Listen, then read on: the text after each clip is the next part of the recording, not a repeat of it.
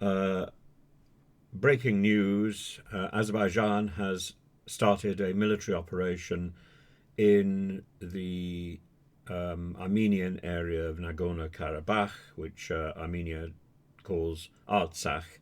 The former Prime Minister of Artsakh, Vardanyan, Ruben Vardanyan, um, has been flagging this as a possibility for some time.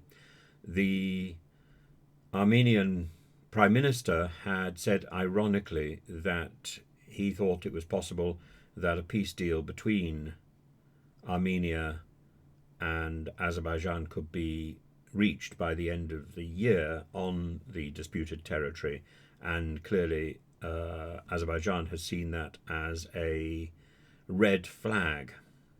And the Azerbaijani authorities have started bombarding the capital of Artsakh and the villages in the area, in the Askaran district, particularly the village of Shosh, with bombs. And this is a military operation to disarm the defense army of Artsakh. It's an extraordinarily sad story, and Armenians in the Nagorno-Karabakh region have suffered food shortages, particularly since Azerbaijan imposed a blockade on the territory over the last 9 months, and this was ostensibly to stop what it called arms smuggling, but in fact it was to starve out the indigenous population.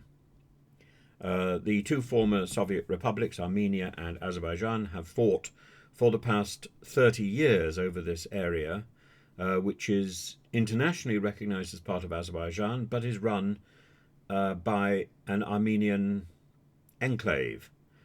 The first conflict erupted as the Soviet Union fell to pieces, and the fighting lasted from 1988 to 1994, and then there was a revival of that a couple of years ago, and a truce was brokered by Russia. The second war, which killed probably 6,500 people, began in September 2020,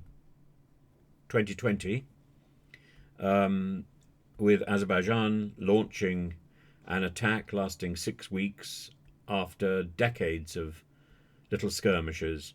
Azerbaijan was helped by drones from Turkey and Israel. It carried out a successful military operation, breaking through the Armenian defences, taking back 7 districts and about a third of Karabakh itself, effectively ethnically cleansing these territories. And peacekeeping forces from Russia and Turkey were then placed in the region, and the sole road from the Nagorno-Karabakh enclave to Armenia was effectively blocked, which meant hospital treatments became increasingly difficult and so on. Now, the fact that conflict has again broken out means that the Turkish and Russian peacekeeping forces have failed, and I think that's a point which makes this an international problem, as well as simply a clash between two rival neighbours. But it is a serious issue. It hasn't yet broken in mainstream media, as far as I can see, and so this is being reported at the moment.